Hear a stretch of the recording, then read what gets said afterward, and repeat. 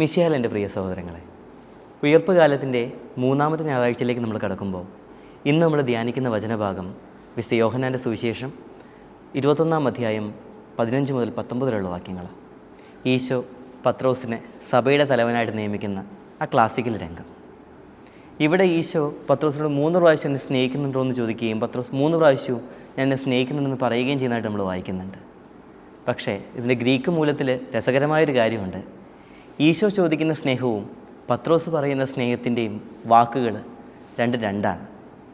Greek ഭാഷയിൽ സ്നേഹത്തെ സൂചിപ്പിക്കാനായിട്ട് ഏതാണ്ട് 4 പദങ്ങൾ ഉപയോഗിക്കുന്നുണ്ട്. അത് ഈറോസ്, സ്റ്റോർഗെ, ഫീലിയെ, അഗാപ്പെ എന്നിങ്ങനെയാണ്. ഈറോസ് എന്നുള്ളത് ഒരു ലൈംഗികമായ അല്ലെങ്കിൽ ഭാര്യാഭർത്താക്കന്മാരുടെ ഇടയിലുള്ള ആ സ്നേഹത്തെ സൂചിപ്പിക്കാൻ ഉപയോഗിക്കുമ്പോൾ, സ്റ്റോർഗെ എന്നുള്ളത് കുടുംബത്തിലുണ്ടാകുന്ന ഒരു ഫാമിലിയൽ ലവ് സൂചിപ്പിക്കുന്ന പദമാണ്. അമ്മയ്ക്ക് കുഞ്ഞിനുള്ള വാത്സല്യമൊക്കെ ഈ പദം കൊണ്ടാണ് ഗ്രീക്ക് ഭാഷയിൽ സൂചിപ്പിച്ച് വെക്കുക.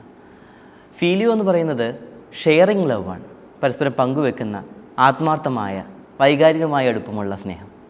അഗാപ്പെ ദൈവികമായ എല്ലാം നൽകുന്ന സ്നേഹത്തെ സൂചിപ്പിക്കുന്നത്. ഇവിടെ ഈശോ പത്രോസിനോട് ചോദിക്കുന്നുണ്ട്, ശിമിയോനെ, ഇവരെക്കാൾ അധികമായി നീ എന്നെ സ്നേഹിക്കുന്നുണ്ട്. ഈശോ ഉപയോഗിക്കുന്ന പദം അഗാപ്പെ എന്നുള്ളതാണ്. ആ ദൈവികമായ എല്ലാം നൽകുന്ന സ്നേഹം നിനക്കുണ്ടോ? പക്ഷേ പത്രോസ് മറുപടി പറയുന്നത് ഫീലിയോ എന്ന പദം ഉപയോഗിച്ചിട്ടാണ്. ഈശോയെ, ഞാൻ നിന്നെ ആത്മാർത്ഥമായിട്ട് സ്നേഹിക്കുന്നുണ്ട്, ദൈവികമായിട്ടല്ല. വീണ്ടും ഈശോ അതേ ചോദ്യം ചോദിക്കുമ്പോൾ ഉപയോഗിക്കുന്നത് അഗാപ്പെ എന്ന പദം തന്നെയാണ്. പത്രോസിൻ്റെ മറുപടി ഞാൻ നിന്നെ ആത്മാർത്ഥമായിട്ട് സ്നേഹിക്കുന്നുണ്ട് തന്നെ. മൂന്നാമത്തെ ഭാഗത്തിലേക്ക് വരുമ്പോൾ ഒരു ചെറിയ വ്യത്യാസമുണ്ട്. ഈശോ അഗാപ്പെ എന്ന പദം ഉപേക്ഷിച്ചിട്ട് ഫീലിയോ എന്ന് തന്നെയാണ് പത്രോസിനോട് ചോദിക്കുന്നത്. അതായത്, ശിമിയോനെ, നീ എന്നെ ഒരു ആത്മാർത്ഥ സുഹൃത്തായിട്ടെങ്കിലും സ്നേഹിക്കുന്നുണ്ടോടാ എന്നുള്ള രീതിയിൽ. ഇവിടെയാണ് പത്രോസ് കരയുന്നത്. കാരണം ഈശോ തൻ്റെ കുറവുകളിലേക്ക് ഇറങ്ങി വന്നൊരു ഓർത്താവാം, അല്ലെങ്കിൽ ആ നിത്യമായ സ്നേഹം തനിക്കില്ലാതെ പോയതിന് ഓർത്താവാം അവൻ്റെ കണ്ണ് നിറയുന്നുണ്ട്. സുവിശേഷം മൊത്തം എടുത്തു നോക്കുമ്പോഴും നമ്മൾ കാണുന്നത് ഈശോ വന്നത് ഈ ഷെയറിങ് ലവ്, പങ്കുവെക്കുന്ന സ്നേഹത്തെക്കുറിച്ച് പറയാനല്ല, മറിച്ച് അഗാപ്പിക് ലവ്, അതായത് സ്വയം നൽകുന്ന സ്നേഹത്തെക്കുറിച്ച് പറയാനാണ്. ഉദാഹരണമായിട്ട് സ്നാപയോഹന്നാൻ്റെ പ്രഭാഷണവും ഈശോയുടെ പ്രഭാഷണവും എടുത്തു നോക്കുക. ലൂക്കാ 3:11 സ്നാപയോഹന്നാൻ്റെ പ്രഭാഷണത്തിൽ ഇങ്ങനെ പറയുന്നുണ്ട്, 2 ഉടുപ്പുള്ളവൻ 1 ഇല്ലാത്തവന് കൊടുക്കട്ടെ, ഭക്ഷണമുള്ളവനും അങ്ങനെ തന്നെ ചെയ്യട്ടെ. പക്ഷേ ഇപ്പോഴത്തെ ഈശോ മത്തായി 5:40 ഇങ്ങനെയാണ് പറയുന്നത്, നിൻ്റെ കുപ്പായം ചോദിക്കുന്നവന് മേലങ്കി കൂടെ നീ കൊടുത്തേക്കുക, 1 മൈൽ കൂടെ വരാൻ ആവശ്യപ്പെടുന്നവൻ്റെ കൂടെ 2 മൈൽ നീ നടന്നേക്കുക. അപ്പോൾ പങ്കുവെക്കുന്ന സ്നേഹമല്ല, ഉള്ളത് മൊത്തം കൊടുക്കുന്ന സ്നേഹത്തെക്കുറിച്ചാണ് ഈശോ പറയണത്.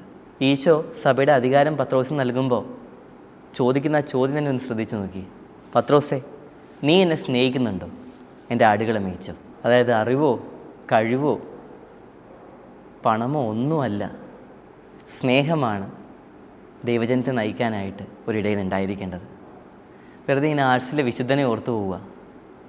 വിയാനി പുണ്യാളൻ ആർട്സിലെത്തിക്കഴിഞ്ഞ് എല്ലാ ദിവസവും ഇങ്ങനെ തെരുവുകളിലൂടെ നടക്കും.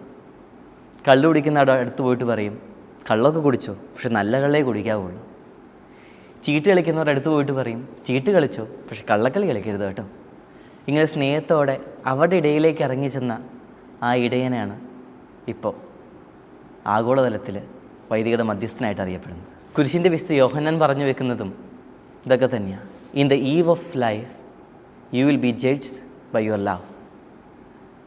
ഈ ജീവിതത്തിൻ്റെ സായന്തനത്തിൽ നമ്മുടെ സ്നേഹമായിരിക്കും നമ്മളെ അളക്കുന്നത്. ഇനി ഇതിലുള്ള മറ്റൊരു ഭാഗം എന്ന് പറയുന്നത് ആ 3 വട്ടമുള്ള ചോദ്യമാണ്. എനിക്ക് തോന്നുന്നു എല്ലാ സംസ്കാരത്തിലും ഈ 3 എന്നുള്ളത് ഒരു ഉറപ്പിക്കലിൻ്റെ പദം. നമ്മുടെ നാട്ടിൽ തന്നെ എടുത്തു നോക്കുക. 3 വട്ടമുള്ള ഈ വിവാഹം വിളിച്ചു ചൊല്ലലും ഈ മുസ്ലിം സഹോദരന്മാരുടെ മുത്തലാഖ് എന്ന് പറഞ്ഞ ആ ആചാരവും, ഇനി എല്ലാത്തിനുപരി പോട്ടെ, നമ്മുടെ ലേലം വിളി പോലും 3 തരം പറഞ്ഞാണ് ഉറപ്പിക്കുന്നത്. ഇങ്ങനെ 3 വട്ടം പറഞ്ഞ് പത്രോസിൻ്റെ സ്നേഹത്തെ അരക്കിട്ട് ഉറപ്പിക്കുകയായിരുന്നു ഈശോ ചെയ്തതെന്ന് തോന്നുന്നു. ഒരു തീകായലിനിടയ്ക്ക് 3 വട്ടം തള്ളി പറഞ്ഞവനെ ഈ തിബേരിയസ് കടൽ തീരത്ത് ഒരു തീ കുട്ടി 3 വട്ടം ഈ സ്നേഹപ്രകടനം ചൊല്ലിച്ചുകൊണ്ട് അവനെ വിശ്വാസത്തിലേക്ക് വീണ്ടെടുക്കുകയാണ്, തന്നിലേക്ക് വീണ്ടെടുക്കുകയാണ് ക്രിസ്തു ചെയ്യുന്നത്. ഈ തോമസ് ആൽവ എഡിസനെ കുറിച്ചുള്ളൊരു കഥയുണ്ട്, നമ്മളൊക്കെ കേട്ടതായിരിക്കും. ഒരിക്കൽ എഡിസനും സംഘവും ഒരുപാട് കഷ്ടപ്പെട്ട് ബൾബ് കണ്ടുപിടിച്ച് ഇത് മുകളിലേക്ക് എത്തിക്കാനായിട്ട് ഒരു സഹായിയുടെ കൈ കൊടുത്തു വിട്ടു. പക്ഷേ എന്തോ നിർഭാഗ്യവശാൽ ഈ സഹായിയുടെ കയ്യിൽ നിന്ന് ഈ ബൾബ് താഴെ വീണ് പൊട്ടി. എഡിസൺ സംഘവും വീണ്ടും കഷ്ടപ്പെട്ട് വീണ്ടും ഒരു പുതിയ ബൾബുമായിട്ട് പിറ്റേന്ന് വന്നു. എന്നിട്ട് എഡിസൺ ഈ ബൾബ് ഏൽപ്പിച്ചത് അതേ സഹായിയുടെ കയ്യിൽ തന്നെയാണ്. അപ്പോൾ കൂടുതലുള്ളവർ ചോദിക്കുന്നുണ്ട്, ഇന്നലെയല്ലേ ഇയാളൊരു ബൾബ് പൊട്ടിച്ചത്? എഡിസൻ്റെ മറുപടി ഇങ്ങനെയായിരുന്നു, ഒരു ബൾബ് പോയാൽ ഒരു ദിവസത്തെ അധ്വാനം കൊണ്ട് എനിക്കത് വീണ്ടും ഉണ്ടാക്കാം. പക്ഷേ ഇപ്പോൾ ഈ ബൾബ് അവൻ്റെ കയ്യിൽ കൊടുത്തില്ലെങ്കിൽ അവൻ്റെ തകർന്നു പോകുന്ന ആത്മവിശ്വാസം എങ്ങനെ നമുക്ക് വീണ്ടെടുക്കാൻ പറ്റും? ഈശോനെ തള്ളിപ്പറഞ്ഞ് മനംനൊന്ത് കരഞ്ഞ പത്രോസിൻ്റെ ഈ ആത്മവിശ്വാസം വീണ്ടും ആ 3 പ്രാവശ്യമുള്ള സ്നേഹപ്രകടനങ്ങളിലൂടെ ഈശോ തിരിച്ചു കൊടുക്കുകയായിരുന്നു. അവനെ സഭയുടെ തലവനായിട്ട് നിയമിക്കുകയായിരുന്നു. ഈ ഒരു ഭാഗം വിരൽ ചൂണ്ടുന്നത് സുവിശേഷത്തിൻ്റെ ഏറ്റവും മനോഹരമായിട്ടുള്ളൊരു മെസ്സേജിലേക്കാണ്. No one is ever lost. തിരിച്ചെടുക്കാനാവാത്ത വിധം ആരും ഒരിക്കലും നഷ്ടപ്പെട്ടിട്ടില്ല. അതുകൊണ്ട് എൻ്റെ പ്രിയപ്പെട്ടവരെ, ഈ വചനം ധ്യാനിക്കുന്ന നമുക്ക് ആലോചിക്കാം, നമ്മുടെ സ്നേഹം ഈ അഗാപ്പിക് ലവിലേക്ക്, എല്ലാം കൊടുക്കുന്ന സ്നേഹത്തിലേക്ക് ഉയർന്നിട്ടുണ്ടോ? പത്രോസിനെ പോലെ തെറ്റിപ്പോയിട്ടും തിരിച്ചു വരാനുള്ളൊരു മനസ്സ് നമുക്കുണ്ടോ? നമ്മളും ഒട്ടും വൈകിയിട്ടില്ല, ഇനിയും സമയമുണ്ട്. അതിനായിട്ട് നമുക്ക് പ്രാർത്ഥിക്കാം. ദൈവം അനുഗ്രഹിക്കട്ടെ.